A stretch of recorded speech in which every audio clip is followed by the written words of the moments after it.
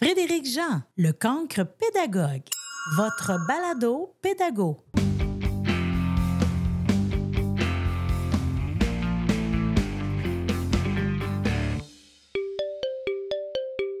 Fort de notre expertise dans le domaine de l'apprentissage, nous proposons une solution novatrice et flexible pour compléter vos heures de formation en continu. Une plateforme innovante conçue pour accompagner les professionnels de l'éducation dans le développement et le perfectionnement de leurs compétences. Nos balados mettent en avant des pratiques novatrices visant à stimuler la créativité de nos auditeurs. Nous diffusons chaque semaine des balados pédagogiques pour promouvoir des idées originales, des pratiques inspirantes et des entrevues captivantes. Balado Pédago, la formation en continu. Qu'est-ce qui se passe d'extraordinaire aujourd'hui, M. Robillard? Je vous écoute. D'extraordinaire, je ne sais pas. Mais d'ordinaire, comme dirait Robert Charlebois, nous sommes, et je suis un gars bien ordinaire, qui est rendu à 77 ans le 4 décembre. Oh wow! 57 ans dans le monde de l'éducation. Un monde qui m'a transformé. Je m'aperçois en vieillissant que c'est grâce à ce monde de l'éducation, c'est-à-dire que un monde dans lequel j'ai pu être en contact d'abord avec des élèves primaires, secondaires. J'ai pu occuper différentes fonctions comme enseignant, conseiller pédagogique, direction d'école, un monde de formation comme chargé de cours aussi. Et aussi dans un monde où j'ai constamment, au début inconsciemment, puis par la suite plus consciemment, j'ai constamment étudié via beaucoup d'auteurs de formation universitaire de 2e, 3e cycle et de formation hors universitaire. J'ai constamment étudié à comprendre comment on se développe. Moi, qui étant jeune, lorsque j'étais jeune, on me considérait comme un cancre. Et on me disait que je ne ferais pas grand-chose. Ah oui? On a un lien, OK. J'avais peur de parler parce que je vivais une anxiété terrible parce que je bégayais. Un bégaiement émotionnel qui est venu à la suite d'un trauma.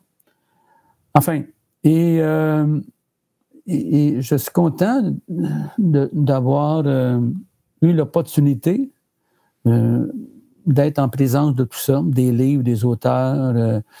Comme je disais à quelqu'un, pour me sentir professionnel maintenant, j'ai eu besoin des chercheurs en sciences de l'éducation. J'ai eu besoin des bons auteurs. J'ai eu besoin des bons formateurs, et j'en ai eu beaucoup. J'ai eu besoin des élèves, des parents, des collègues, et qui fait en sorte que maintenant, j'ai ce sentiment de me sentir professionnel, mais encore en développement, parce que c'est sans fin, ça, avec toutes les nouveautés qui arrivent. Et depuis 10 ans, je donne des formations privées que j'ai appelées le samedi matin ou le dimanche matin, au lieu d'aller à la grand-messe. Et j'ai des groupes depuis 10 ans. Comme hier soir, j'avais un groupe avec des collègues, parce que j'enseigne toujours avec des collègues, des collaboratrices, collaborateurs, des gens du terrain, et sur différents thèmes. J'ai même un groupe d'hommes depuis 6 ans. Ah oui? Qu'on se rencontre le dimanche matin, une fois par mois. 10 rencontres durant l'année pour toutes les formations. Et puis, on utilise évidemment des auteurs, parce que j'invente rien, j'ai rien inventé. Je me sens un peu comme un transmetteur. J'essaie de transmettre le mieux possible ce que les auteurs nous disent, parce que les gens n'ont pas toujours le temps d'aller lire, d'aller fouiller. Et voilà, ça fait en sorte que je comprends de plus en plus le développement de l'humain, de l'enfant, de l'adolescent, de l'adulte aussi. Et j'ai du plaisir à faire ça. Et quelqu'un me disait, quand je vais prendre ma retraite, j'ai décidé que je prendrais ma retraite à ma mort. Ah oui! Mais un grand merci. Un grand merci de vous dévouer comme ça à l'éducation, parce que depuis un certain temps, vous êtes engagé dans mon éducation depuis 1967? Oui, j'ai commencé à enseigner à l'automne 77, suppléance. J'étais à l'école normale, tout ça. C'était avant l'université, juste avant, puis continuer des études. Puis là, il y a eu des contrats, des demandes qui sont venues et tout ça. Mais tout ça pour dire que c'est vraiment un beau milieu, l'éducation, même si je sais que c'est pas toujours rose, parce que être en relation, c'est pas toujours facile. Juste en couple, par exemple, j'ai été en couple pendant 27 ans. Ma femme est décédée il y a 1 an. Ouais. Et il y a eu des moments difficiles. Il y a eu des moments où il fallait se réajuster. Mais c'est ça qui nous fait grandir. Et c'est ces moments difficiles-là qui nous font grandir. Oui, ensuite, après des moments difficiles, ça prend des moments d'accalmie. Mais ce sont ces moments difficiles-là qui nous font grandir, qui font en sorte qu'on décide d'aller plus loin dans la relation. Même chose avec des élèves, avec des jeunes. Puis les jeunes ont tellement besoin des adultes. Ça, je me rends compte. Non, c'est vrai.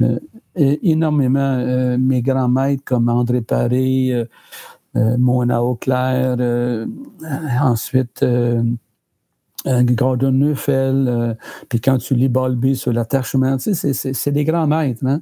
Et puis il y a Boucard Diouf qui prend ça puis à sa façon. Puis les enfants ont besoin des adultes. Puis, vu qu'ils ont besoin de nous, on doit travailler sur nous. Parce que l'enfant n'a pas à travailler sur lui. Déjà, il est en développement, puis il vit un paquet de choses. Tu sais. Alors, c'est nous qui devons travailler sur nous. Encore cet après-midi, dans une consultation en psychopédagogie, où je ne fais pas de thérapie, mais j'enseigne encore, du mieux que je peux, mais je disais aux parents, on doit travailler sur nous autres pour mieux comprendre l'ado. Oui. Mais oui, c'est sur nous autres qu'il faut travailler. Oui. Quand on rentre dans le monde adulte à 30 ans, là, c'est sur nous autres qu'on doit travailler. Pour justement accompagner les jeunes qui sont en développement. Fait que voilà. Et puis, j'ai du plaisir à faire ça. Puis, du plaisir d'avoir mes collègues aussi qui s'investissent dans ce qu'on met en place depuis quelques années, soit une éducation développementale, relationnelle, positive et sécurisante. Alors, développemental, parce que tout est une question de développement, j'invente rien, là, tu sais, on prend ce que les auteurs disent actuellement, mais tout est une question de développement. Le cerveau se développe, la maturité affective et sociale, ça se développe. Ensuite, les forces du caractère, ça se développe. L'attachement, ça se développe. Alors, tout est une question de développement. Ensuite, relationnel, mais je ne peux rien faire si je ne suis pas en relation avec le jeune, que le jeune n'est pas en relation avec moi, en relation d'attachement, qui est la base de tout. Positive, dans le sens que d'avoir des interventions qui visent à faire développer le jeune dans ses diverses sphères, à faire développer son cerveau, dans le fond, son cerveau supérieur, le lobe frontal. Et sécurisante, mais si c'est pas sécurisant, ça bloque.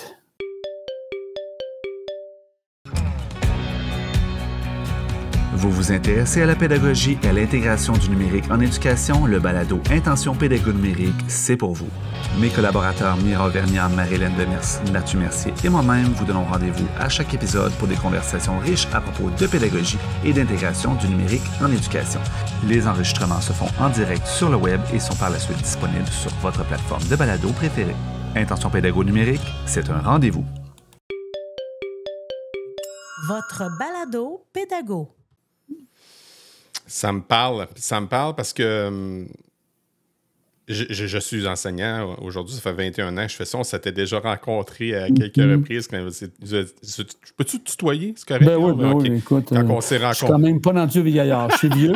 Gogol le dit. J'ai vérifié ce Gogol à quel âge qu'on est vieux. Il dit 75 ans. Ah oui, c'est vrai? Ah oui, c'est dit. Fait que Moi, je pensais qu'on était vieux quand on n'avait rien de nouveau. Fait que... Non, on est vieux en 75 ans. Serge Bouchard, avant son décès, il le disait, je suis vieux. On disait à M. Bouchard, vous n'avez pas de l'air vieux. Non, il dit, je suis vieux, et c'est pas parce que je suis vieux, je ne peux pas penser. Ah, c'est vrai. C'est vrai. Puis moi, Serge Bouchard, je l'ai en adoration. C'était un grand maître de l'éducation aussi, Serge Bouchard. Fait qu'on vous envoie déjà des fleurs. Là. Richard Bérard est un être humain tellement merveilleux. Et je suis du même avis, Geneviève. Merci du commentaire. Je ne l'ai pas toujours été. Ça, je me rappelle qu'on en avait parlé. Je vais le dire ici. Je vais prendre la tribune pour le dire. En faisant des rétrospectives de ma vie, je recommencerai facilement plusieurs années de ma vie parce que je n'ai pas toujours été ce que j'espérais être et faire parce que je n'avais pas la maturité. Mm-hmm. Parce que tout est une question de maturité. Je n'avais pas la maturité, j'étais ignorant. Et quand on est ignorant, ben, des fois, on fait des choses, tu dis, et je n'avais pas développé ce que j'essaie de développer depuis l'âge de 40-50 ans, soit davantage d'empathie, de compassion, parce que c'était resté bloqué chez moi. Quand on est un mal parti dans la vie, très souvent, ça bloque. Parlez-nous donc ça parce qu'on l'a vu tantôt dans la vidéo, là, qui malheureusement a été coupée pour des raisons techniques, là, mais une mal partie, bien partie. Ben, c'est un concept de Boris Cyrulnik. Oui. Hein, c'est pas de moi. Tu connais Boris Cyrulnik. Pour moi, c'est un grand maître. Il faut écouter cet homme-là. Oui. Et il disait dans une entrevue que je pourrais t'envoyer qu'un enfant sur toi est un mal parti. Et dans certains milieux, j'oserais dire même 2 sur 4. Bon, maintenant, il faut définir qu'est-ce que c'est un mal parti. Un enfant mal parti, c'est un enfant qui ne peut pas recevoir de ses adultes, de ses figures, de son père, sa mère, 2 parents du même sexe, peu importe, là, il ne peut pas recevoir un attachement sécurisant. Pour diverses raisons.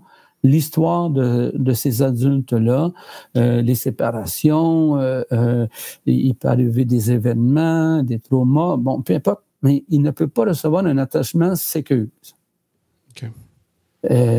Alors il commence sa vie avec un attachement insécure, soit évitant ou anxieux ou même peut-être désorganisé, qu'on appelle le trouble de l'attachement.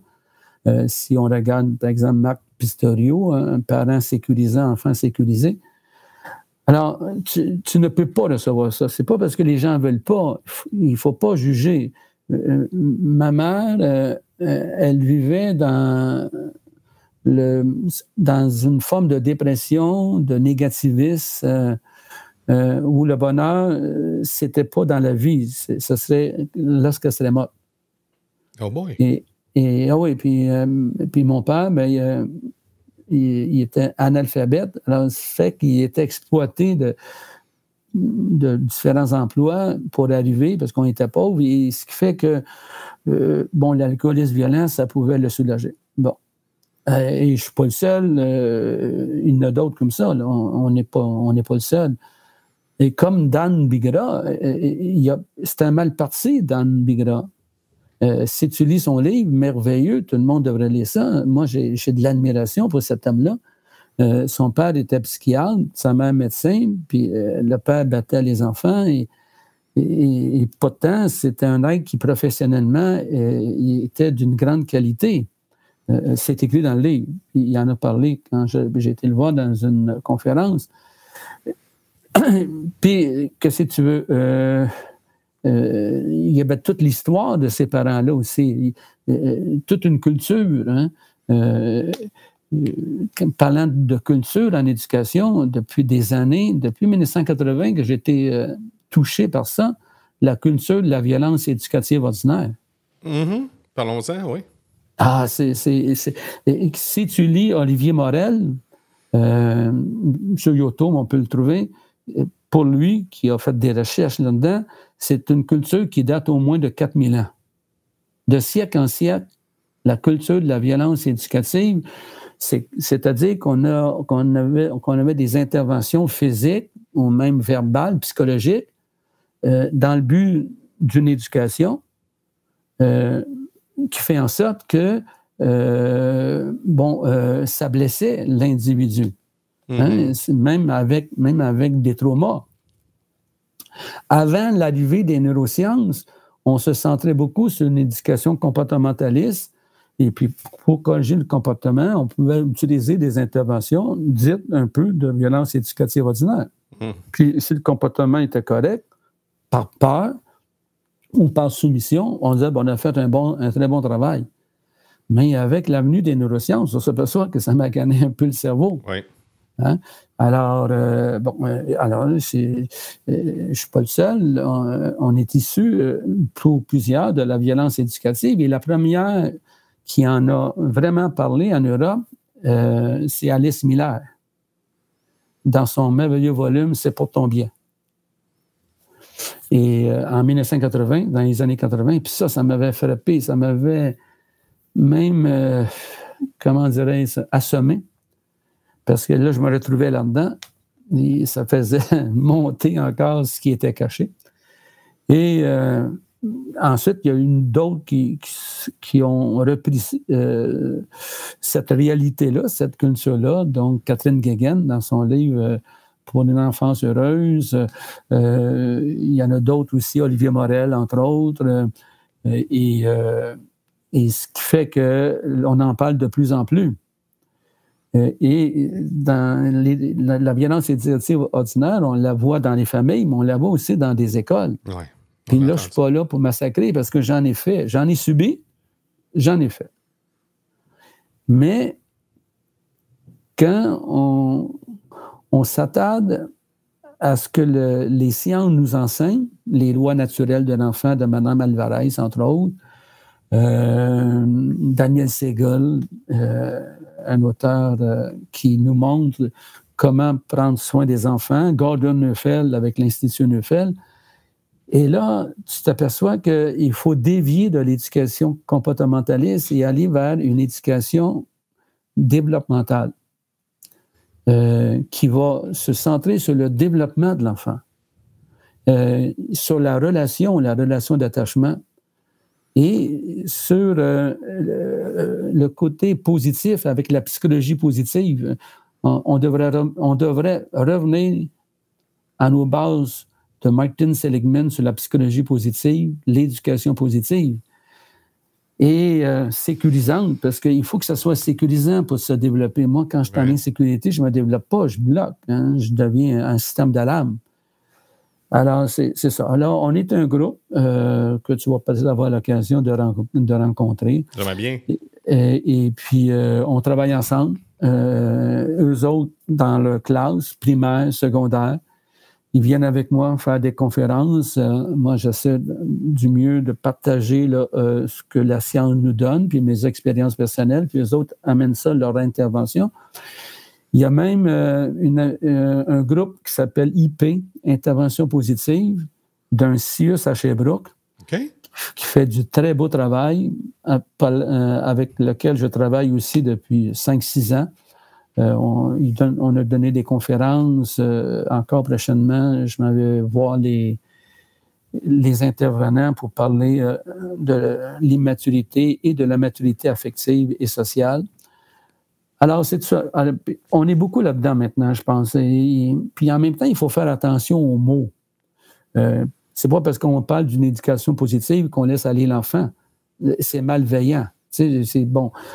Mais nous autres, ce qu'on dit, appuyé de la recherche, c'est que faire une approche positive auprès de l'enfant, bien, c'est travailler en interdépendance avec l'empathie, la bienveillance et la saine autorité et fermeté. Peut-on en parler un peu de cette saine autorité et fermeté? Parce qu'on est comme dans... J'entends, moi, deux camps. Okay? En éducation, le premier camp, c'est le bien-être, puis l'autre, c'est l'efficacité. Puis on dirait que je cherche, moi, en tout cas, à ce qu'il y ait un lien entre les deux. Puis j'ai comme l'impression qu'on est en train de mettre la table pour faire ça, Richard. Moi, je ne trouve pas que c'est séparé. OK. Moi, je ne trouve pas que c'est séparé. D'abord, le bien-être, oui. Si on embarque dans la psychologie positive avec Martin Seligman, qu'est-ce qu'il prône? Mais c'est de viser le bien-être. C'est pas parce que tu vises le bien-être que des fois, tu n'es pas un mal-être. Okay. C'est-à-dire que des fois, tu vis des... Moi, je suis en deuil. Qu'est-ce que tu veux? Je peux pas dire que je suis dans un bien-être au niveau personnel présentement. Je suis en deuil. Et le deuil, c'est pas une question de temps, mais c'est une question de profondeur, d'attachement et d'amour que tu avais pour l'autre. Bon. Alors, je peux pas dire que je suis dans un bien-être, mais parce que j'ai pu développer tout ce que je t'ai dit, j'arrive à mieux le vivre.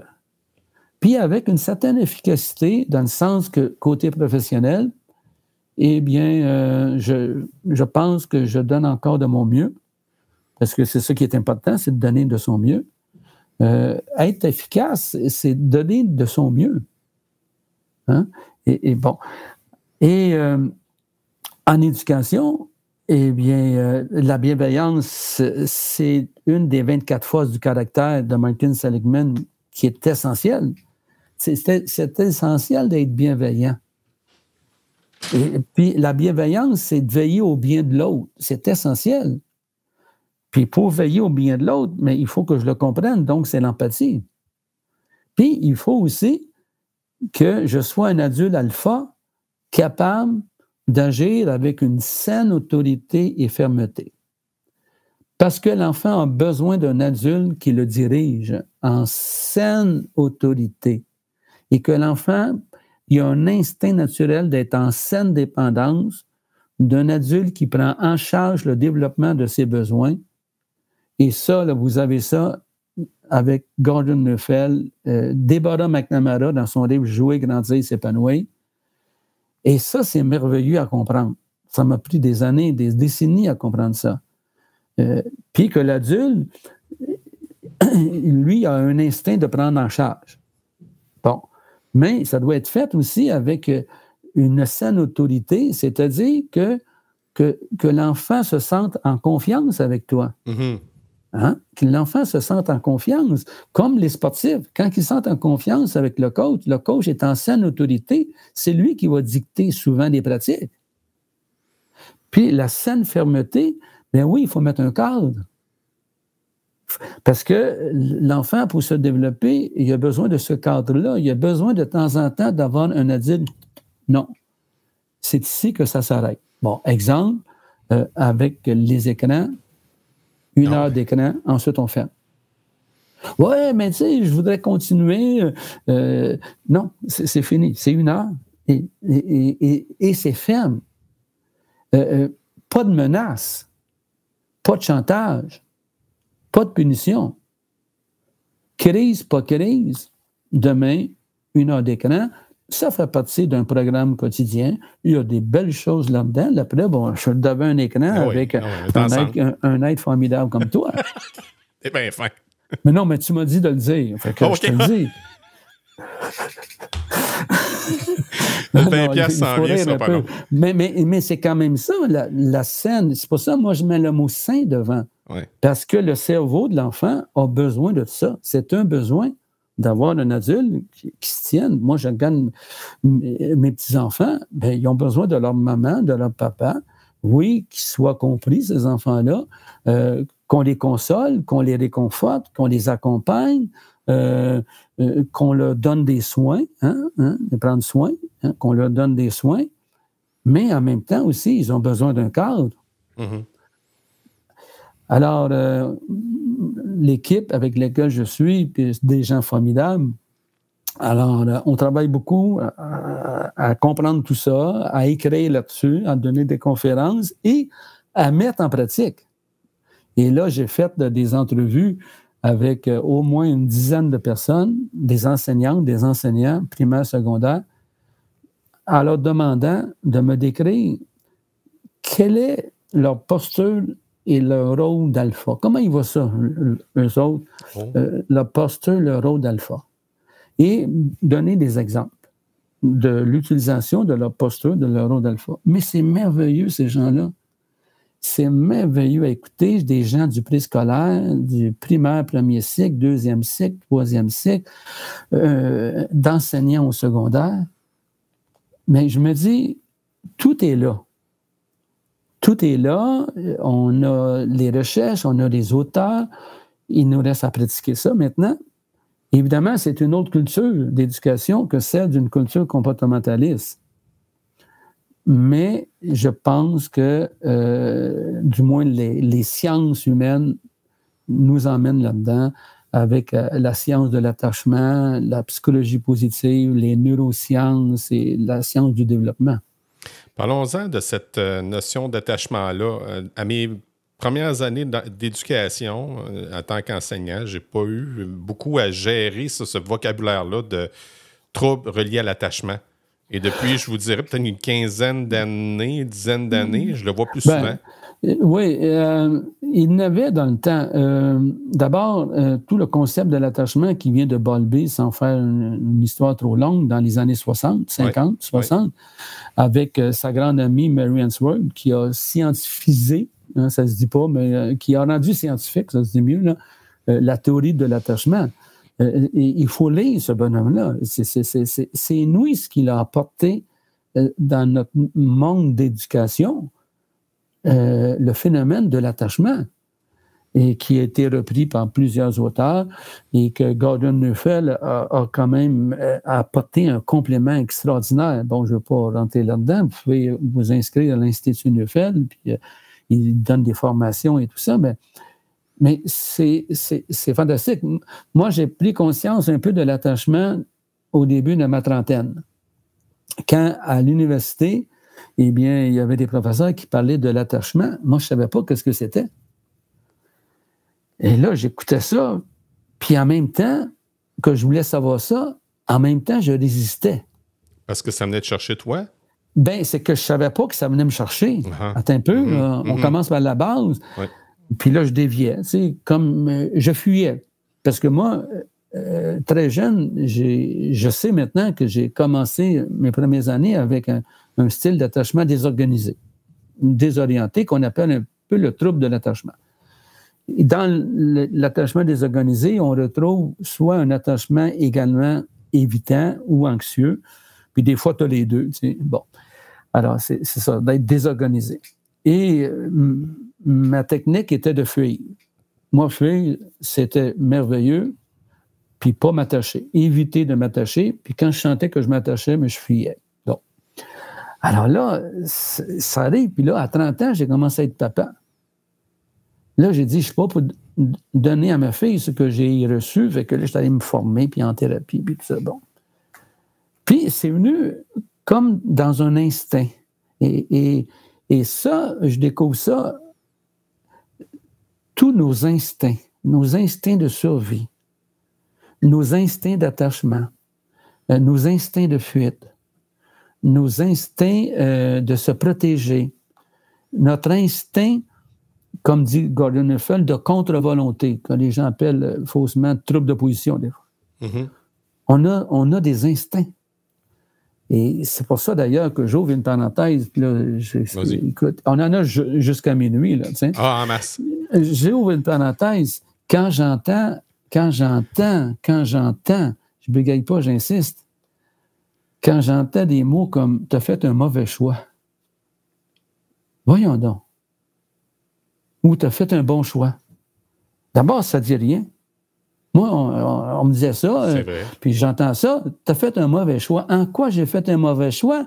J'ai eu un comportement instinctif. Puis surtout les mal partis, là, eux autres, là, ils ont des pulsions, là. Parce que beaucoup de gens ne comprennent pas ce que c'est un mal parti. Ma femme, elle ne comprenait pas ça. Elle venait de Saint-Jean-de-Mata, là-bas, c'est des bien partis. Alors, elle ne comprenait pas ça. C'était quoi un mal parti? Moi, je peux en parler des mal partis, puis d'autres aussi. Je ne suis pas le seul. Et tu vas agir comme tu n'es pas maître de tes actes, tu vas lancer une phrase, puis quelqu'un te répète la phrase, tu dis « ben non, je ne viens pas de dire ça ». Ben oui, mais c'est ça, tu veux être désorganisé. Puis là, tu me dis « j'ai fait un mauvais choix ». Ce n'est pas un choix, c'était une pulsion. Ouais. C'est épouvantable qu'on dise ça aux enfants, puis en plus, ça ne dit rien. Hein? Ça ne dit rien. Puis d'ailleurs, essaye ça avec ta femme. Moi, je l'ai expérimenté. J'ai dit, Minou, tu as fait un mauvais choix. Ta femme, elle va dire, tu te mêles de quoi? Non, mais c'est vrai. C'est vrai. Puis j'ai appris la valeur des mots. Les mots sont importants, ça sollicite pas les mêmes neurones un mot à l'autre. Puis c'est pas parce que c'est mauvais à dire tu as fait un mauvais choix, un bon choix, mais chez les enfants, puis même les ados, je regarde mes adolescentes, ils vont faire des choses par pulsion, par désir, mais la conscience n'est pas encore là, bien établie. Parce que le choix, ça vient de la conscience, de la volonté. Les gens ils me disent, mais qu'est-ce qu'on dit à un enfant d'abord? Bien, on dit, regarde, ce que tu viens de faire, là, je vais te montrer comment faire. Parce que ce que tu viens de faire, c'est pas plaisant, ou ça te fait pas du bien, ça fait pas du bien aux autres. Puis regarde, je vais te montrer. Puis tu vas voir ça, ça va être beaucoup mieux.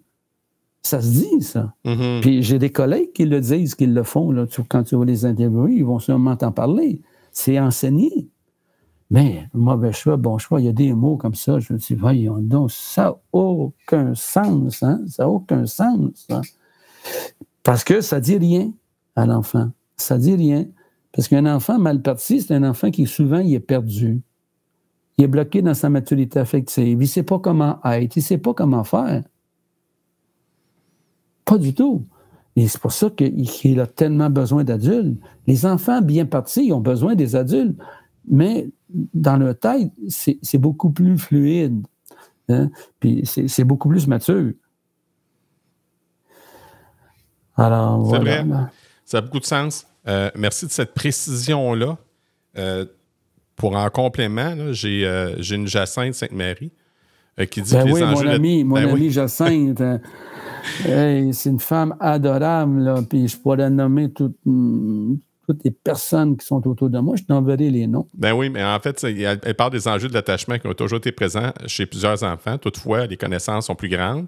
Si jamais elle a mieux intervenir auprès des jeunes, intervenir en répondant aux besoins affectifs des enfants selon leur développement. Ça a plein de sens. Voilà. D'ailleurs, je ne peux rien faire si l'enfant n'est pas attaché à moi. Oh mon Dieu. Je peux absolument rien faire. Parlons-en. Oui, mais c'est la base de tout. C'est la base de tout. Que je sois avec mes petits-enfants, que je sois avec n'importe qui. Quelqu'un ne peut rien faire avec moi si je ne m'attache pas à lui. Ça, moi, te le dire, puis même à mon âge. Oui. Non. En théâtre, quand les comédiens s'attachent à leur metteur en scène, ils font des pièces extraordinaires. Un athlète, quand il est attaché, puis être attaché, c'est d'être en saine dépendance. Parce que l'autre, il sait ce qui est bon pour lui. C'est ça, un adulte alpha. Ben, ça donne des choses extraordinaires. Mais le problème, c'est que je peux tout faire pour que l'autre s'attache à moi, mais ça se peut qu'avec ses expériences, ses traumas, que son cerveau n'arrive pas à s'attacher à moi. Comprends-tu? Parce qu'il y a une histoire derrière ça. Il y a toujours une histoire derrière ça. Mais c'est la base de tout. Jacinthe, tout son mois de septembre, c'est un mot où elle travaille l'attachement. Puis quand les enfants ont confiance en elles qui sont attachés, bien là, le cerveau se développe davantage. La maturité prend forme. Parce que ce qui permet la maturité, c'est le lien sécure d'attachement avec un adulte alpha. C'est d'où part la notion de confiance. Là. Puis là, ben c'est ça. Quand les gens me disent l'important, c'est la relation, ben je leur dis oui, mais laquelle? Ah, ben là, écoute, c'est la relation. Je dis oui, mais laquelle? Ben, il me dit la relation de confiance. Ben, moi, la confiance, là, ben, il faut que tu sois attaché à quelqu'un. Puis il y a tellement d'études là-dessus. Il y a tellement d'études. Toutes les personnes dont je te parle, je pense à mon amie Mélanie Ouellette en première année. Elle, son mois de septembre, octobre, là, a fait en sorte d'apprivoiser les enfants, de les conquérir, avec tout ça de petits gestes. Elle habille les enfants parfois. Et ce qui fait que l'enfant, là, il se sent comme dans une... je vais prendre le concept de Boris Cyrulnik, et dans une niche affective sécurisante. Il y a des endroits où l'enfant, par exemple à la maison, il ne vit pas dans une niche affective sécurisante. Mm-hmm. Et d'ailleurs, pour faire développer quelqu'un, ça demande des adultes affectifs et sécurisants. Bon, on prend juste l'expérience que note souvent Boris Cyrulnik dans les années, je crois, 60, 70, je ne me souviens plus, lorsqu'ils ont été dans un pays, je ne vais pas le nommer, et il y avait des enfants dans des crèches qui mangeaient 3-4 fois par jour, qui se laissaient mourir. Puis lui, il est arrivé avec son équipe, puis ils ont pris en charge les enfants, il leur a donné de l'affection. Les enfants ont arrêté de se laisser mourir. Mm-hmm. C'est très simple. Alors, mais attention, l'affection, je ne veux pas dire que l'enfant fait ce qu'il veut, comme il le veut. Ça demande de mettre un cadre. C'est ça la saine autorité et fermeté. Quand tu comprends la saine autorité et fermeté, eh bien, c'est très connecté à la bienveillance. C'est très bienveillant de veiller à ce que l'enfant ne se mette pas dans le trouble. C'est très bienveillant de donner des remparts. C'est très bienveillant d'emmener l'enfant à tolérer ses frustrations parce qu'il y a des choses dans la vie que tu ne peux pas faire, que Gordon appelle le mur de futilité. C'est-à-dire, c'est futile que tu insistes, c'est non. Bon, voilà. Et ça, ça permet beaucoup de travailler dans le développement des jeunes, adolescents, des enfants. Je l'ai appris sur le tard, ça. Moi aussi, je l'ai appris sur le tard. C'est pour ça que je regrette des choses que j'ai faites. Avant que ma femme parte, je disais, elle a dit que t'as pas l'air de filer. Je dis, plus j'étudie, plus je me rends compte des gaffes que j'ai faites. Mm-hmm. J'ai pas tué personne. Bon, heureusement. Mais quand même, des mots que j'ai dit, mon attitude, l'approche. C'est toujours une question d'approche. Regarde comment on s'approche, toi et moi, même à distance, par nos mots, notre sourire et tout ça. C'est toujours une question d'approche. Je peux approcher l'enfant pour lui faire peur sans le vouloir, parce que ça se peut. Puis je peux approcher l'enfant pour le sécuriser, puis en le sécurisant aussi. Alors, tout dans la vie, c'est une question d'approche. Puis même pas entre humains. Comment tu approches l'éducation? Est-ce que pour toi, l'éducation, ça doit être ça? Ou si l'éducation, c'est un échange constant entre un élève, un enfant et l'adulte, mais l'adulte qui est plus responsable. Bon. Alors, tout est une question d'approche. Tout est une question d'approche. Et dans cette approche-là, c'est ça. Il faut développer l'empathie, la bienveillance et la saine autorité et fermeté. Puis en passant, c'est l'enfant qui te donne l'autorité. Oui. Même si tu as un diplôme, puis même si tu mesures 6 pieds 4, un joueur de football, là, si l'enfant ne sent pas la sécurité, il ne donne pas l'autorité. C'est bon. Oui, puis j'ai même un de mes collègues, pour le nommer Stéphane Duquette, à la maternelle, dans son entrevue dont je te parlais, il décrit tellement bien ça. Il décrit tellement bien ça, là, c'est jouissif. Puis il dit, moi, je cherche à ce que l'enfant me donne l'autorité, mais pour me donner l'autorité, il faut que je lui montre que ça vaut la peine qu'il me donne l'autorité pour l'aider. On est dans la compassion, là. Oui, l'empathie, la compassion, enfin, tout ça. On a fait un schéma là, avec l'équipe. Alors, c'est intéressant quand tu comprends tout ça. Plus on comprend, plus souvent nos interventions changent. Plus nos paroles changent.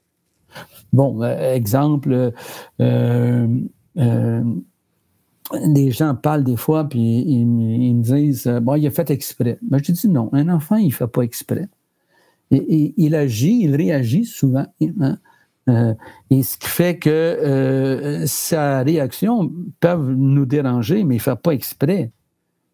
Mais en même temps, sa façon de faire, il dit à l'adulte, occupe-toi de moi. Mm-hmm. Donc, comme dirait Sonia Lupien, c'est toujours une question de perception. C'est vrai. C'est toujours une question de perception. Il veut me faire donner. Il n'y a aucun enfant qui veut faire donner un adulte. Je n'ai jamais voulu faire donner des profs, même si 4 écoles m'ont mis dehors parce que j'avais des légers petits comportements inacceptables. Alors, j'ai jamais voulu intentionnellement, mais je vivais des tempêtes émotionnelles à l'extrême.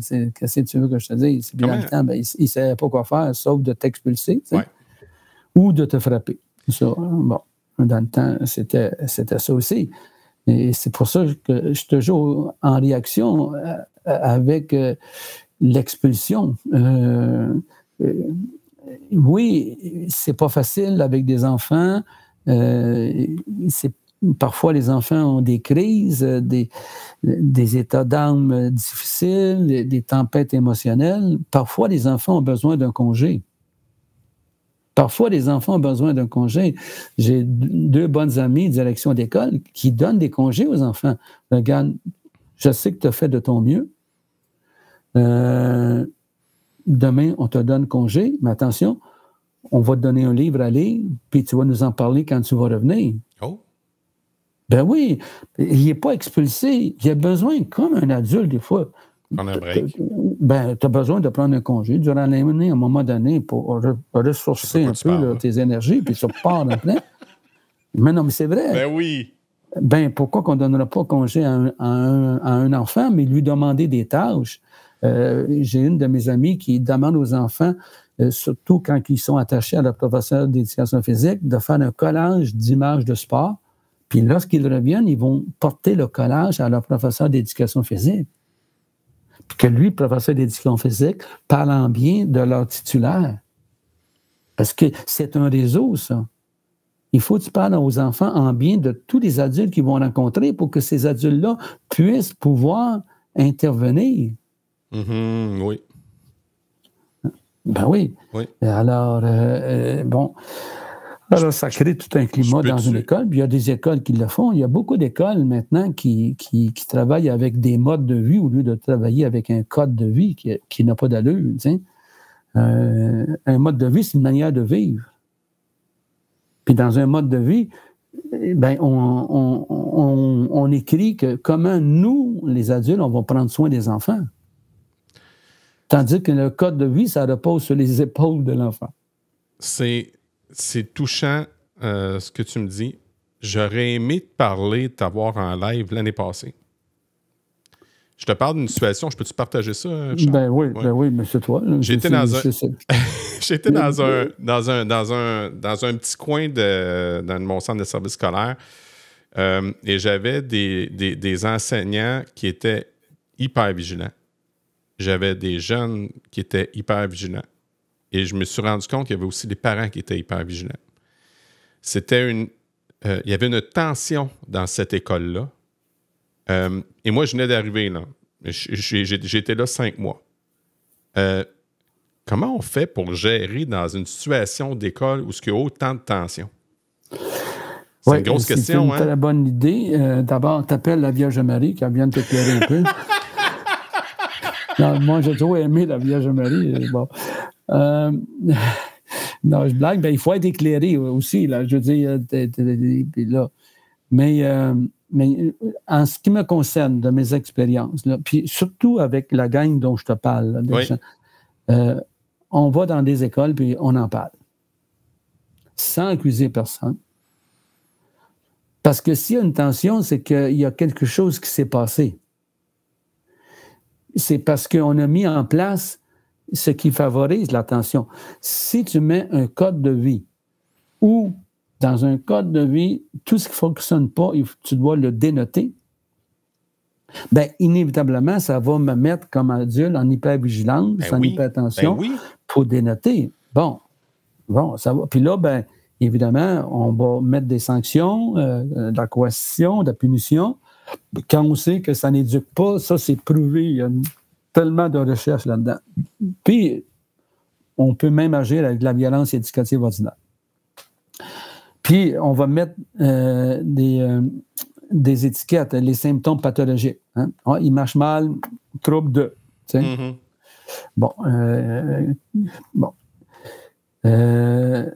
Mais si tu es dans une approche où tu commences à comprendre comment fonctionne le développement de l'enfant, comment fonctionne la nature d'un enfant. C'est drôle, hein? Je n'avais jamais pris conscience que l'enfant a une nature. Un jeune enfant, de la naissance à 6 ans, il y a une nature globale, puis chacun a sa petite nature là-dedans. J'avais jamais pris conscience de ça. Puis qu'un enfant de 5-6 ans, à la fin du primaire, il y a une autre nature. Puis un ado, il y a une autre nature. C'est la nature de l'ado, puis l'adulte aussi. Mais quand tu commences à comprendre qu'il y a une nature là-dedans, une nature quasiment naturelle, hein? C'est un pléonasme, là, mais ben là, tu t'aperçois que, bon, Puis quand tu commences à comprendre que le cerveau est immature, quand tu commences à comprendre les caractéristiques, le processus de maturité affective, puis toute autre chose, et bien là, tu dis, il va falloir que je change ma culture. Mm-hmm. Comprends-tu? Fait qu'il faut en parler. Il faut parler de la violence éducative sans accuser personne. Je le redis, c'est une culture. Et c'est inscrit dans notre ADN. Quand c'est que tu veux que je te dise. Puis on n'est pas à l'abri de ça de toute façon. Mais on peut mettre une autre culture et qu'est-ce qui va contrer la violence éducative ordinaire? Ben, actuellement, c'est les interventions positives, c'est-à-dire des interventions qui vont faire développer le cerveau dans une éducation développementale, relationnelle, sécurisante et positive, tu vois. C'est ça qui va contrer la violence éducative ordinaire et c'est ça qui amène dans certains milieux plus une éducation d'ouverture.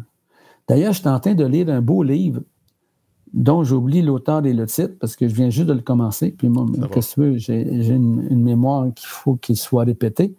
C'est une direction d'école au Collège Sainte-Anne de la Chine. Oui, attends un peu. Ça par rapport au bonheur avec les ados, là?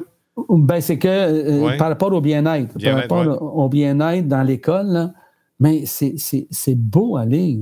C'est beau à lire. Puis c'est au secondaire, puis dans leur façon de faire, mais on vise. Le bien-être, ça ne veut pas dire que, encore une fois, que l'enfant, l'élève ou même l'adulte, il fait ce qu'il veut. Pas du tout. Mais le bien-être, c'est savoir que je suis en sécurité. D'abord, le bien-être, c'est la sécurité. Si tu lis Martin Seligman, c'est la sécurité. Quand je me sens en sécurité, je me sens bien. Puis là, en étant bien, ben là, je peux faire beaucoup de choses, essayer, puis faire des erreurs, puis recommencer. Hein? Alors voilà. Alors ça, c'est une façon d'aller rejoindre. C'est ce qu'on fait. Ensuite, ben, dans certains milieux, ben, on fait des accompagnements. D'ailleurs, en parlant d'accompagnement, il faut que je nomme mon grand ami qui a pris sa retraite comme direction d'école au centre de service Kamloops, à Rivière-du-Loup, et Yves Voilette. Pendant 10 ans, quasiment, on a travaillé ensemble, parce que j'avais eu l'opportunité d'aller là-bas pendant 5-6 ans, là, parler de ce dont je te parle, avec d'autres aussi. Et puis, dans son école, il a installé tranquillement l'éducation développementale propre à son école. Et puis, lorsqu'il y avait des enseignants qui avaient des enfants où il fallait s'arrêter pour réfléchir puis comprendre l'enfant, eh bien, il m'appelait. Puis des fois, j'amenais mes collègues aussi, là, puis on faisait un virtuel et on discutait comment l'enfant, dans son développement, bon, tout ça. Mais cette école-là, c'était une école où il faisait bon vivre et que les adultes travaillaient ensemble. Et ils se développaient leur propre posture d'alpha, mais mis en commun. C'était de toute beauté. Wow! D'ailleurs, je t'invite à faire une entrevue avec Yves Voilette. Et s'il refuse, tu me le diras, puis je vais lui faire une proposition qu'il ne pourra pas refuser. Tu me laisseras ses coordonnées, ça va me faire un immense plaisir. Mais il y a toute une notion de culture d'école. Là, on a parlé de culture tantôt, on a viré culture. Et, comment on change une culture d'hypervigilance? Bien, comme je dis, tranquillement, il faut parler de ces phénomènes-là. Hein. C'est comme l'environnement. Comment on a apporté un changement? Moi, en tout cas, j'ai apporté un changement dans ma vie. À l'âge de 20 ans, l'environnement, je n'étais pas préoccupé. Non. Mais c'est parce qu'on en a parlé. On en a parlé, reparlé. On a expliqué. Alors, c'est la même chose pour moi en éducation. Il faut parler de ce que les neurosciences nous enseignent, la science de l'attachement, la psychologie positive. Il faut en parler. C'est tellement merveilleux parce qu'en psychologie positive, Martin Seligman a démontré scientifiquement, parce que la psychologie positive, c'est l'étude scientifique des conditions pour un développement optimal de l'individu. Quand même. Hey, quand même, c'est pas rien, ça. Puis ça fait à peine 20 ans, ça, là. Ça a commencé en l'an 2000, à peu près. Puis là, il y a des livres là-dessus, il y a des séries de recherches là-dessus, c'est extraordinaire. Autant en Europe, avec Christophe André, entre autres, Barbara Shanklin, entre autres, Boris Cyrulnik en fait partie, Frédéric Lenoir aussi. Alors, mais c'est extraordinaire, mais il faut en parler, il faut expliquer, et il faut être patient aussi, parce que ça ne se fait pas dans la même année. Hein? Pas du tout. Hein? C'est une culture. Il faut qu'il y ait une contre-culture. Mm-hmm. C'est pour ça que, en passant, j'ai appris, puis je le fais de plus en plus parce que je me sens mieux et plus solide, je contre avec respect, finesse, tout ce qui m'apparaît faux. Bon, exemple, l'enfant, il fait exprès. Non, il ne fait pas exprès. S'il agit comme ça, c'est parce qu'à l'intérieur de lui, il se passe quelque chose. Ouais. Bon, cet enfant-là, il me dérange. Non. Tu te sens dérangé par l'enfant. Si tu te sens dérangé, c'est un signal d'alarme. Par exemple, qu'il faut éliminer le stress et l'anxiété. Non. Le stress et l'anxiété, c'est des merveilleux signaux. Sonia Lupien, Wendy Suzuki, et Mme Gélinet. Actuellement, on se rend compte comment l'anxiété et le stress, c'est important. D'ailleurs, si nos ancêtres n'avaient pas été stressés et anxieux, on ne serait pas ici. Et on voit ça d'une façon négative. Même chose avec la discipline. T'entends parler de la discipline d'une façon négative. Quand c'est tellement important, la discipline naturelle, la discipline sécurisante, la discipline positive, c'est-à-dire qui aide l'enfant à se construire, alors il faut contrer. Puis être patient. Ah, ben oui, il aide d'être patient. Puis répéter. En neurosciences cognitives, on le sait, hein, c'est la répétition qui fait en sorte qu'il y a des meilleures connexions. Un athlète, il a tellement répété qu'il a solidifié un réseau de connexions et qu'il est capable de faire un mouvement. Vrai. En tout cas, j'ai hâte d'être bon au golf. Ça, j'ai jamais joué au golf, je sais pas. Mais c'est foisonnant. On est dans une période foisonnante où on a beaucoup d'informations sur le bien-être. On a beaucoup d'informations sur... Mais il y a une chose qui m'a frappé, puis je pense que c'est toi qui m'en avais parlé. Pour être un bon enseignant, il faut apprendre à se connaître. Ben, c'est que tu ne peux pas apprendre à te connaître comme enseignant sans enseigner. Oh, oui, c'est ça. Ben, c'est vrai. Ouais. Oui, quand je regarde le jeune, apprends à te connaître. Oui, je vais apprendre à me connaître comme ado. Mais comme ado, je ne sais pas ce que c'est. Je ne sais pas qui je suis comme adulte parce que je ne suis pas encore adulte. Et c'est pour ça que des fois, j'ai des montées de lait. Quand je vois qu'on essaie de préparer pour le futur, quand il faut bien faire les choses dans le présent. J'ai un horreur. Puis là, j'ai des amis là-dedans. Quand à la maternelle, on leur demande de préparer pour la première année, donc ils ne vivent pas la maternelle. Ah! Puis quand en 6e année, on les prépare le secondaire 1, quand ils ne vivent pas le 6e, puis moi, mes amis là, dont je te parle, les autres, non, on ne prépare pas pour le secondaire 1. On vit intensément et bien notre 6e année ici et présent. Oh mon Dieu. C'est même écrit dans le livre là, dont je te parlais tantôt de la direction d'école, c'est écrit. Moi, cette femme-là, je vais lui envoyer un courriel pour lui dire merci. Ah, je suis posé de l'avoir en entrevue dans quelques semaines. Oui? En tout cas, tu lui dirais de ma part que j'adore ce qu'elle a écrit, ce qu'elle fait. C'est une alpha. Elle écrit en alpha. Mais on n'est pas dans pleine conscience éducative. Moi, je suis enseignant en 6e et je fais cette erreur-là. Tu viens de me donner un beau crochet de gauche pédagogique. C'est... préparer au secondaire. Puis là, moi, je suis en train de leur dire non, mais là, il faut vous montrer stratégie, il faut que vous soyez prêts pour le secondaire. Non. Fait que je suis à côté de la traque, là. Ben, c'est encore là, comme je te dis, je l'ai fait aussi parce que c'est une culture et cette culture-là, je m'excuse, prouvez-moi le contraire, puis je vais accéder, si vous prouvez le contraire, c'est une culture d'une éducation comportementaliste. Et quand on prépare pour le futur, ben, je dirais une éducation anxiogène. C'est une culture. Maintenant, on se rend compte, avec tout ce qu'on sait, que le cerveau, il se développe davantage dans l'ici et maintenant. Ouais. Puis là, regarde toutes les recherches sur la méditation et tout ça, la pleine conscience, en fait, tout ça, qui sont vraies aussi. Bon, il y a du charriage aussi là-dedans. Là. C'est pas parce que tu as une pleine conscience, tu es meilleur en maths, là, il faut faire attention, mais tu peux être mieux avec toi-même, puis donc tu vas peut-être porter plus attention. Moi, depuis que je médite, mon attention a considérablement changé. Je ne suis pas toujours ici et maintenant, mais je peux me ramener. Oui. Parce que je deviens conscient que je ne suis pas là. Ça a du sens. Là, j'ai 2 personnes. J'ai une Céline Trahan qui me posait une question. Elle veut absolument avoir le titre du livre. Elle s'appelle Julie Dubois. Ça, je sais ça.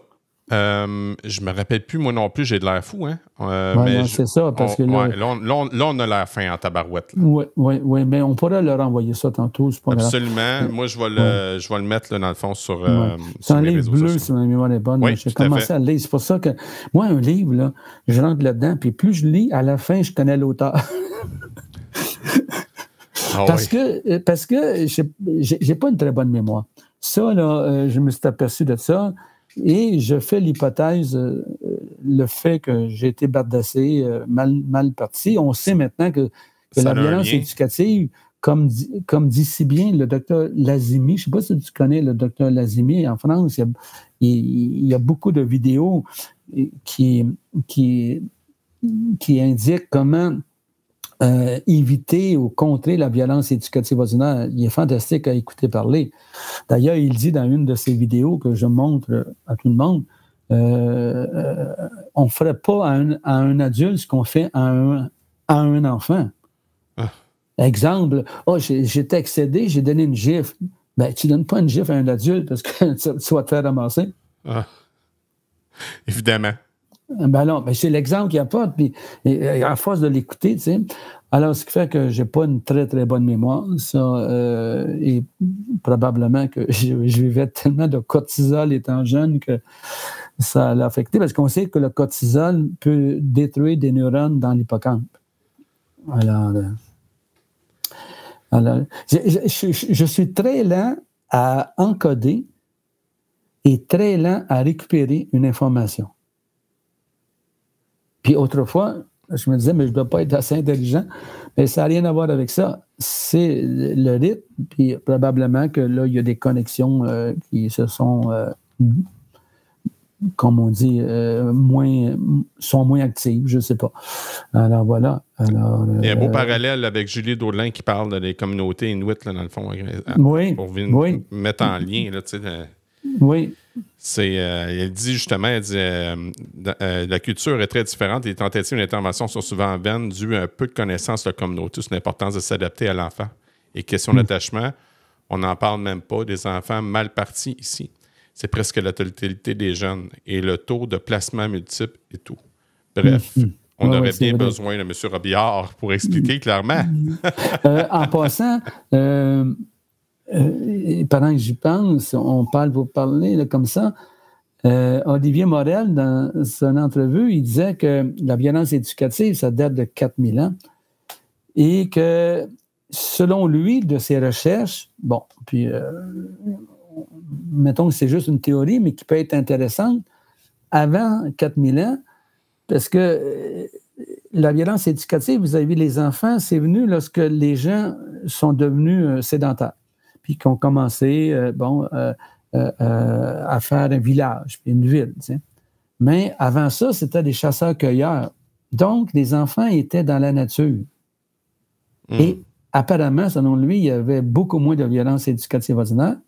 Et si tu lis les livres de Michel Jean sur les Inuits, Et d'autres livres aussi, où ils étaient élevés dans la nature. Et on ne parle pas beaucoup qu'il y avait de la violence éducative ordinaire sur les enfants. Et peut-être qu'il y en avait un petit peu. Mais on se rend compte que le fait de vivre dans la nature, on sait maintenant, les médecins recommandent d'aller marcher dans la nature pour diminuer ta colère, ton anxiété. Alors, c'est intéressant de faire des parallèles. On a beaucoup à apprendre des Premières Nations. Ah, oui. Moi, je suis beaucoup là-dedans aussi, là, actuellement. J'ai été subjugué par une expérience. J'étais à Princeville, à l'école secondaire Sainte-Marie. Il y avait... je te raconte ça vite. Il y avait une personne, Alexis, qui est lave-sec là-bas, puis qui fait venir une communauté Innu. Ils ont mis une tente à l'extérieur de l'école. J'ai eu le bonheur et le privilège d'y aller avec mes élèves de 6e année. On s'est assis et ce qui m'a d'autant plus frappé, c'est cette transmission des valeurs par l'histoire. Ouais. Il y avait une personne du Manitoba, une Première Nation du Manitoba qui s'était mariée avec une Innu puis qui racontait une histoire amérindienne, les Premières Nations, je vais dire ça comme il faut, Premières Nations. Et c'était de voir le jeune à côté, Innu, assis, puis c'était lui qui était supposé donner le show. Okay? Puis il y avait nos élèves en avant, se tourner de côté, regarder son maître, dans le fond, et oublier les jeunes en avant, qui étaient en apprentissage. C'était de toute beauté. Puis moi, de l'autre côté, je voyais mes jeunes. Puis l'autre, il arrêtait. Tu sais, il y a une culture, là. Il y a une culture. C'est ça, une culture. Il faut valoriser nos gens âgés aussi. Hein? On a beaucoup de travail à faire. Oh mon Dieu. Puis ça, c'est stimulant pour les jeunes. Là. Les jeunes, moi, je travaille avec des jeunes de 35 ans, 30, 35, 40 ans. Ils me tiennent jeunes. Puis, à un moment donné, je vais partir, puis c'est eux autres qui vont continuer. Alors, il faut leur laisser de la place et il faut qu'ils fassent leur expérience, en fait, tout ça, tu vois. Oui. Ça fait... Mais tout ça pour dire que le monde de l'éducation, c'est un beau monde, important, sinon la base. Mais en même temps, c'est tellement complexe. Et... dans ce monde-là, chacun doit apporter sa contribution. Chacun doit apporter sa contribution puis être sensible à ce qu'il transmet aux autres. Ça demande beaucoup d'altruisme à être dans le monde de l'éducation que j'ai découvert. Au début, j'étais dans ce monde-là pour mon nombril. Ça, je le sais. Quand on est immature, on est très centré sur soi parce qu'il y a beaucoup de choses qui nous ont manqué. Hein? C'est le propre. Quand tu étais rempli, ben, c'est quasiment instinctivement que tu donnes. Mm-hmm. Quand tu n'as pas été rempli, ben, tu es en manque, donc tu es beaucoup centré sur toi. Hein? Alors, mais l'éducation, c'est un monde d'altruisme, de générosité. Et d'ailleurs, on devrait travailler, comme j'allais dire tantôt, avec les 24 forces du caractère qui a été démontré par Martin Seligman. Puis il y a des écoles qui l'utilisent maintenant. Là. C'est fantastique. Fantastique.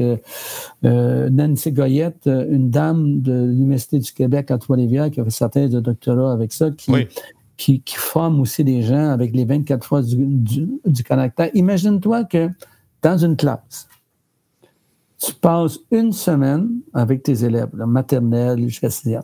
Une semaine ou même 2 semaines. Mais là, je vais couper court. Une semaine. Tu dis aux élèves, cette semaine, on porte attention à la force de la curiosité. Puis voici ce qu'on va faire. Puis là, tu peux faire différents projets et tout ça. Puis comment être curieux. Puis ensuite, quand on est curieux, en parler. Puis se donner un petit rendez-vous, une fin de journée, une fin de la semaine. Comment j'étais curieux ou d'apporter des choses qui ont attiré ma curiosité. Peu importe. Là, on passera la nuit à sortir des activités, puis faire des affiches, puis aller en parler. Tu sais. Puis une autre semaine, mais l'amour de l'apprentissage. L'amour de l'apprentissage. Aimer apprendre. Ça, c'est la base de tout. Ça. C'est une force. Les forces du caractère, c'est quasiment des instincts. Puis là, tu passes des manifestations que j'ai aimé apprendre. Bon. Puis ensuite, mettre en perspective. Autrement dit, c'est 24 forces divisées en 6 vertus. Bon. Là, tu passes une semaine sur une force, puis ensuite, tu passes une semaine sur la vertu. Wow. Par exemple, la vertu de la connaissance. C'est une vertu, ça. Il y a de la vertu du courage. Il y a de la vertu de la tempérance. La vertu de l'humanité. Hein? Ça 24 fois, c'est 24 semaines, puis 6 vertus, ça fait 30 semaines. Durant l'année, tu as 30 semaines là-dedans. Là. Tu fais ça à chaque année après 7 ans au primaire. Comment tu vas avoir développé les cerveaux? Ben, incluant le nôtre, là? Ben oui, mais c'est sûr, on s'inclut là-dedans. Oui. Plus j'en parle, plus ça m'inclut, tu sais. Oui. C'est oui. Moi, quand je rencontre des jeunes, je leur fais passer un petit questionnaire des 24 forces qu'on trouve dans le livre de Martin Seligman, Pratiquer la psychologie positive. Mais tu peux aller sur Internet, un questionnaire merveilleux. Mes étudiants y vont. Mais ils se rendent compte qu'ils ont des forces à l'intérieur d'eux. Des forces qui sont développées, qu'on a développées instinctivement, puis d'autres qui méritent à être développées davantage. Ça donne une image de l'humain différent que des symptômes pathologiques. Ça apprend à connaître le jeune, ça apprend à nous connaître. Mon ami Sébastien, lui, il fait un looping. Il est au centre de service Val-des-Cerfs, une petite école, looping 5e, 6e. Puis quand il commence sa première année, là, en 5e, parce que lui, il donne un cours avec moi là-dessus. Okay. Là, il leur parle des forces. Les enfants font leur test. Ensuite, il y a du temps à accorder chacune des forces. Puis ensuite, ils apprennent les forces des autres. Parce qu'une fois tu as fait ton questionnaire, tu peux faire d'activité FLS. Tu connais l'activité FLS? Non, pas du tout. FLS. Fais-le savoir. Fais savoir tes forces. Oh. Fait qu'affiche-les. Puis fais une affiche. Voici mes forces développées, mes forces à développer. Puis là, les enfants apprennent les forces des autres. Oh.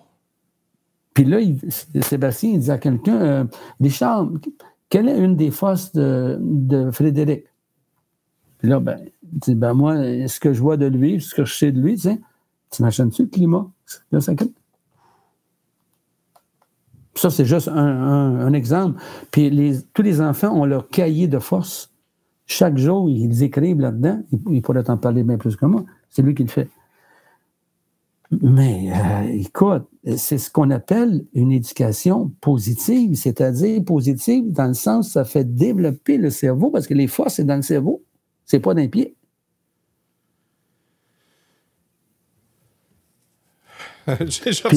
Puis ça serait un bonhomme à faire venir, ça. Sébastien, en tout cas, je vais tout t'envoyer la liste. C'est clair, tu es en train de remplir mon carnet. Je suis dans un live. Expliquer plus que moi. Oh, wow. Moi, je les trouve beaux, je les trouve belles. Une des fois, c'est la beauté. Quand est-ce qu'on parle de la beauté? Hein? Quand est-ce qu'on dit à un élève, c'est beau ce que tu viens de dire? Moi, je le dis maintenant. Hey, est-ce que tu t'es écouté? C'est beau ce que tu viens de dire. Ça, j'ai appris ça de toi. Oui. Mais oui, la beauté, c'est une des 24 forces. Ouais. La recherche de la beauté et de l'excellence, et non pas de la performance. Rechercher à faire du mieux qu'on peut l'excellence. C'est une force dans la vertu de la transcendance, comme la gratitude, ou le pardon, ou la clémence, ou l'espoir, l'optimisme, c'est des forces transcendantes.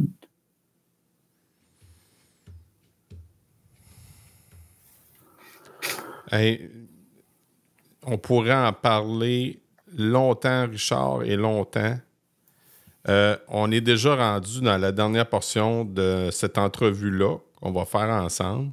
Ben, tu m'avais dit que c'était jusqu'à 23 heures. Oui, ben si tu veux, on peut continuer. Là, mais... non. Mais par contre, Richard, si tu le souhaites, avec Jacinthe, c'est-tu Jacinthe qui travaille avec toi, les réseaux sociaux? Oui, Jacinthe, Sainte-Marie. C'est ça. Oui. Mais si ça vous tente de revivre ça, cette expérience-là de live, je vois que ça fait plaisir à beaucoup de gens. Il y a beaucoup de gens qui nous écoutent en ce moment. Et qu'on pourrait, bien sûr, revivre cette expérience-là. Là. Oui, puis le vivre avec d'autres. Absolument, je pense absolument. à Stéphanie Dubois, qui travaille en service social, travailleuse sociale, elle fait des choses merveilleuses.